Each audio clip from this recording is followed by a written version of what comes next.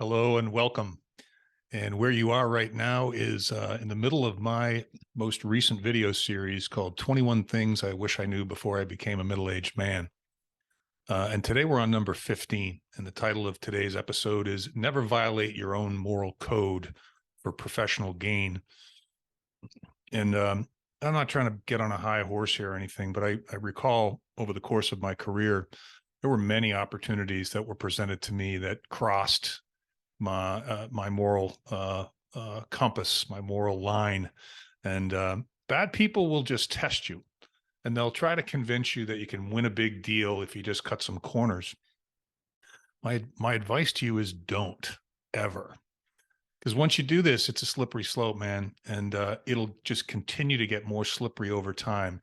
You'll start to have to remember what you said, and things will get ugly quick. It just gets easier to be a bad person with practice over time, and before you know it, that's who you've become, the person that you once despised. And when you're young, you'll feel obligated to go along. You'll feel obligated to, do things that might even make you feel a little nauseous. And in my career, sexual advances, stealing, lying, cheating.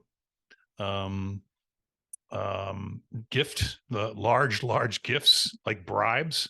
So I just would caution you. It's very tempting in the moment. It's sometimes even sexy and romantic, depending on the potential promise of the outcome. But I think I'm here to remind you of the repercussions, So if someone is that you work for or you work with is trying to convince you to do something wrong, they won't just do it once. Once you give them the idea that you're willing to go along with this, they'll come back over and over and over. It's like the playground bully. If he comes up and he's looking for your lunch money and you give him the 50 cents, tomorrow he's coming back for $1. It's the way life is.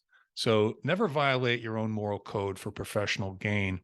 And hopefully this little lesson will come in handy, maybe even today. You might know exactly what I'm talking about.